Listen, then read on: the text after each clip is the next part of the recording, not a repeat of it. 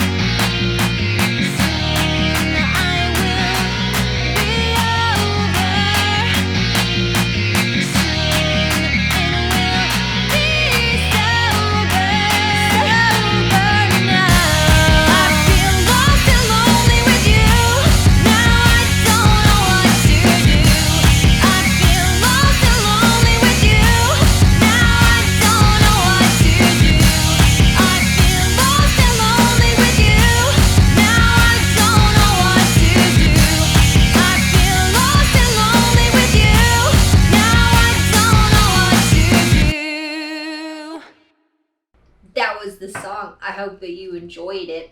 I certainly enjoyed making it. Right. We should probably talk about how the song was made, how the soup was made. Pretty simple. I came up with the song. I was alone at home. I think you were at work. Mm-hmm. And I was feeling a bit lost in life and was lonely. I think that was where it sparked. And I was playing with these guitar riffs that I got from a producer that we have to credit here.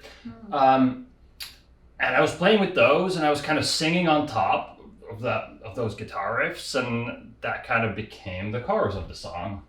There's a whole demo version of me singing the entire song. I feel lost and lonely with you. Because at that point, and then I played it to you, I didn't have the verse done yet, right? Mm-hmm. You caught up to the melody that I was trying to sing right away. Like, it took me hours to do that melody. Mm-hmm. And then when you got it in like an instant, what I was trying to go with. So I was like, you should just do the song. It's the spirit of collaboration, I think. Yeah. I'm like, you should just sing this song, because it would sound kind of like Paramore if you did it. So I thought it would be cool. And I didn't have the first verse written at all. I mean, I had some jumbled lyrics. Yeah, you had some like word salad that you had written in.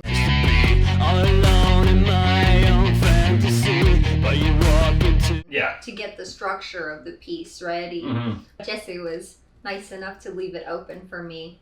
Yeah. It's good to have a relationship where you can freely share things without having too much ego surrounding. Like, well, I really like the way that this sounds. It frees you up to making all kinds of new, interesting things. I feel like I wrote the lyrics from a place that is very intuitive to me. Like, I feel all of the lyrics in my heart in a way, but I'm also writing it from your perspective. You know, I'm singing from my perspective, but the song is supposed to be you. It's written for you in a way. So right. I mean, when people hear it though, they think it's you because you're the singer and you're the main character and you're in the album art. Yeah. So. But it's just interesting because it's both of us. That's why I think it hits the spot, right? Because everybody probably feels lost and lonely. Yeah. Especially during COVID, you're just kind of like, what are we gonna do now? Like. Yeah.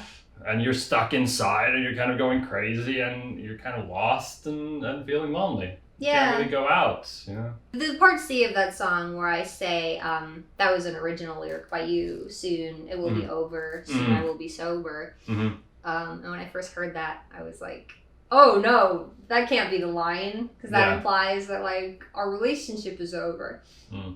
You know, but the way I think about it, it's like, you just have to kind of weather the storm of, like, growing through things. Sometimes you have more difficult periods, like now with my self-development. Like, soon I'll be through it, and soon I'll be over that most chaotic, tumultuous part of my, like, healing. Yeah, you can think about it either way. Like, soon it will be over, as in the feeling will be over, or soon everything will be, you know, so. Yeah, there's lots of you can kind of interpret it in two ways.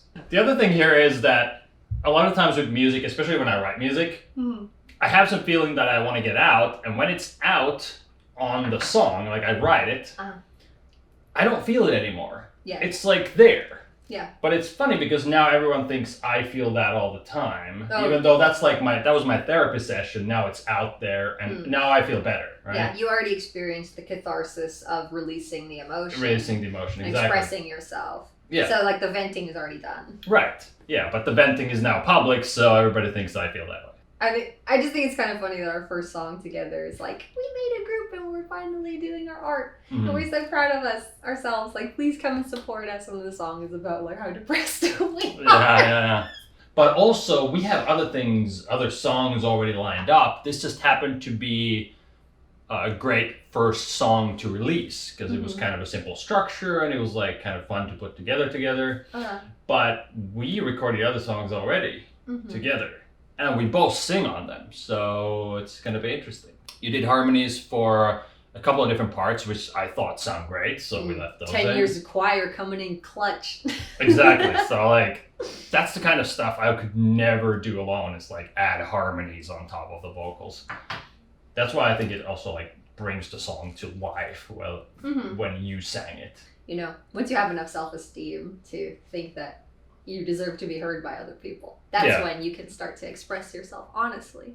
Believe it or not. This turned out to be a therapy session as well. After we recorded it here, I put it together and I sent it to Nashville to Nerd Milk Studios. That's what it's called, Nerd Milk Studios, and she did a great job mixing and mastering the song. Yeah, she's fantastic. Because it's pretty difficult to communicate with somebody like far away online and try to make them understand what you're trying to do with the song. And now it is, Snowy submitted it to Spotify. It's gonna be on Apple Music, iTunes, YouTube, Shazam, Quack. It's It's everywhere you want to find music. Exactly. So we'll put the links down below somewhere where you can find it. All right, so once the song was finished, we needed cover art. And that's where you came up with the concept, so I'll let you tell it. We thought about what vibe we were going for. And I went into Procreate, and I basically just drew up a bunch of mock-ups of how our posing could be. So I had different poses where Jesse's standing behind me, where Jesse's, like, to the side, where I'm facing forward, facing the side, you know, just like quick sketches.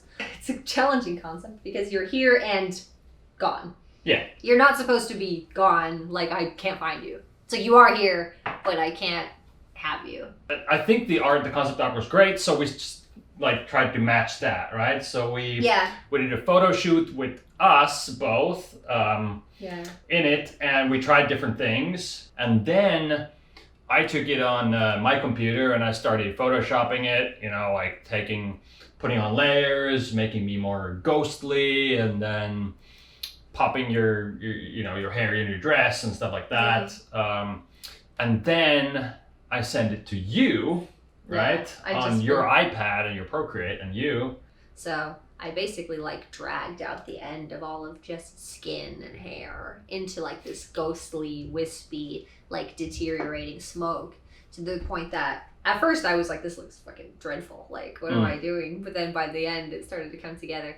And then it gave you kind of this like cool ring wraith, like old fantasy effect that I just thought was awesome. I know. I really like how it turned out. It's so funny because like the cover art just like got so out of hand. Like we started with a simple concept and a simple kind of photo shoot thing, and it's like became this like whole fantasy drawing art picture. It's like it would deserve its own poster kind of thing. Then we added the fonts on the sides, and then that was done. We hope that you will continue to watch, and if you'd like to listen to this song again, feel free to find Lost and Lonely available on all music streaming platforms, including Spotify. It's gonna be fun. Cheers. Cheers. Dream it now or you'll get it.